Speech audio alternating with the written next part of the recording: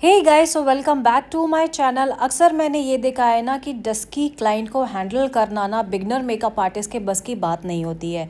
जब उनको ये पता पड़ता है कि उनके पास डस्की क्लाइंट आ रहा है या डस्की क्लाइंट की उन्होंने बुकिंग ले ली है and when they are ready to do the makeup, उनके हाथ शिवर करने लगते हैं या माइंड उनका बिल्कुल ब्रेन फ्रॉग हो जाता है। कुछ समझ में नहीं आता कि क्या करें क्या नहीं करें। तो यहाँ पे मैं सिर्फ यहाँ पे एक बेस लेकर आई हूँ कि आपको बताने के लिए कि डस्की क्लाइंट पे कैसा मेकअप करना चाहिए या उनका जो फेस है वो किस तरीके से प्रिपरेशन करनी चाहिए।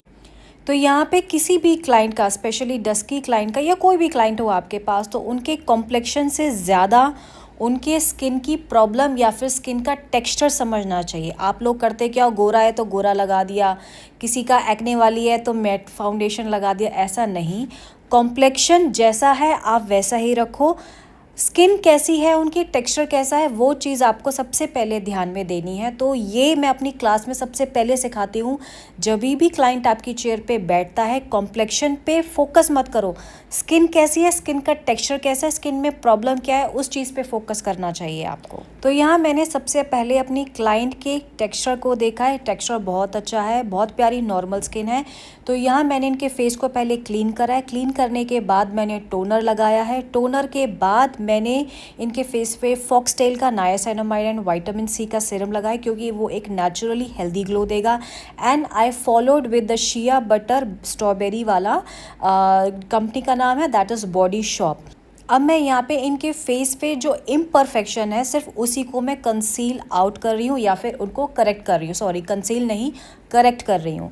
आपने बहुत सारे मेकअप आर्टिस्ट को देखा होगा, वो पूरे के पूरे फेस पे ना ऑरेंज करेक्टर थोप देते हैं, जबकि ज़रूरत नहीं होती है या फिर कभी कभी होती भी है। This is actually called the not basic knowledge of makeup while handling the dusky client. मैंने सिर्फ वहीं पे यूज़ करा है ऑरेंज करेक्टर जहाँ पे इनकी स्किन की रिक्वायरमेंट, अदरवाइज नहीं। और बहुत ही सीमलेसली ये ब्लेंड हो गया है। अब आगे आप देखना, मैंने इनके फेस के कॉम्प्लेक्शन के हिसाब से NC41 यूज़ करा है फ्रॉम द कंपनी मैक। बहुत ही प्यारा कॉम्प्लेक्शन है इनका, तो उसी के हिसाब से मैंने शेड चूज़ करा है। गोरा बनाने की कोई ज़रूरत नहीं है।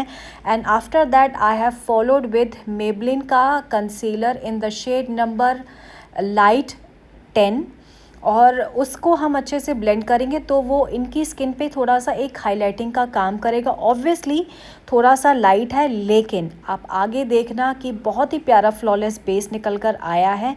एंड वो भी थोड़ा सा ऑक्सीडाइज होगा। गोरा नहीं बनाना है, लेकिन हमने फीचर्स को यहाँ पे एनहेंस करने हैं।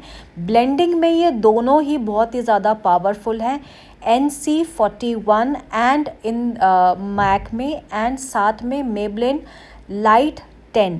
ये शेड जो दोनों के दोनों बहुत ही अच्छे से ब्लेंड होते हैं। एंड स्पेशली ये दोनों के दोनों जो शेड हैं या फिर जो इनका टेक्सचर है वो नॉर्मल स्किन को लेकर कॉम्बिनेशन टू ऑयली स्किन पे बहुत ही अच्छे से जाता है। ड्राई स्किन पे थोड़ा सा प्रॉब्लमेटिक करता है यहाँ पे। अब मैं यहाँ पे लगा रही हूँ ब्लश इनका। तो ब्लश मैंने लिया है के ब्यूटी का सिनेमन या फिर पीच कलर का ब्लश है, बहुत ही प्यारा सा। अब आप लोग यही बोलोगे ना, यार पीच कलर का ब्लश है, डस्की पे तो जाएगा नहीं, उन पे डार्क कलर जाएगा। अगर आप आगे तक थोड़ा सा देखोगे, समझोगे ना डस्की कॉम्प्लेक्शन को, तो आपको सब समझ में आएगी कि हमें क्या चीज़ वर्क करनी चाहिए और क्या चीज़ नहीं। यहाँ पे मैं मेबलिन का सन किस्ड हाइलाइटर प्लस ब्लश मैं यूज़ कर रही हूँ यहाँ पे, क्योंकि वो इनकी स्किन को थोड़ा सा वार्म टच देगा। आप ना जब भी डस्की स्किन पे हाइलाइटिंग लगा रहे हो ना, तो आई प्रेफर कि आप पाउडर हाइलाइटर जो है वो थोड़ा सा कम लगाएं, एंड जो क्रीमी हाइलाइटर होता है ना वो उसको आप लगा के देखें।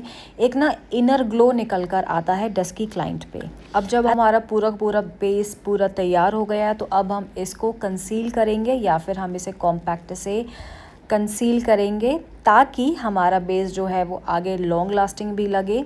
इसके लिए मैंने लॉरा मर्सियर का पाउडर लिया है। ऑब्वियसली मैंने उसमें बनाना पाउडर भी ऐड ऑन किया है, क्योंकि बनाना पाउडर जो मेरे पास है that is little bit of more into yellow, और बहुत ज़्यादा येलो अच्छा नहीं लगता। डस्की कॉम्प्लेक्शन पे हमेशा बनाना पाउडर अच्छा लगता है।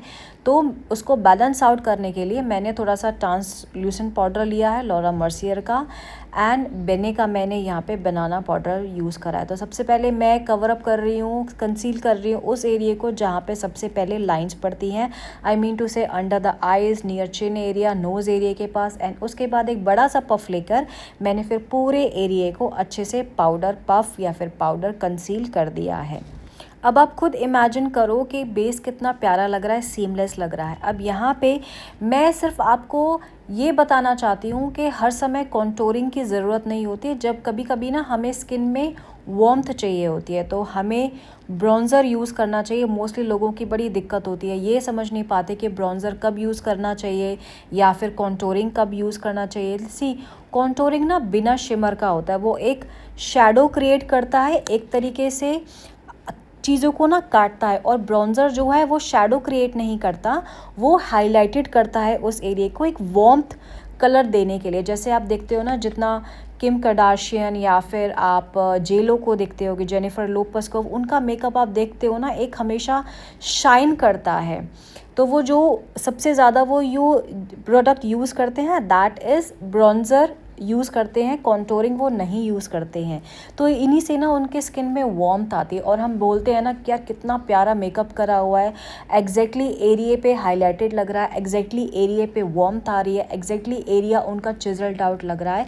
तो ब्रॉन्ज़र हमेशा एक स्किन टोन को डाउन करने के लिए, एक वार्मथ देने के लिए, एक शाइन देने की, या फिर सिन। अब इनका जो आई मेकअप का ट्यूटोरियल है वो मैं एक अलग वीडियो डाल चुकी हूँ ऑलरेडी यूट्यूब पे, आप जाके देख सकते हो।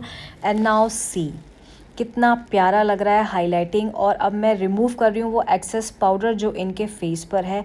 आई मेकअप कितना प्यारा है आप मुझे ज़रूर कमेंट सेक्शन पर लिख के बताना। And for long lasting I am using hair PAC का माइक्रो फिनिश सेटिंग स्प्रे।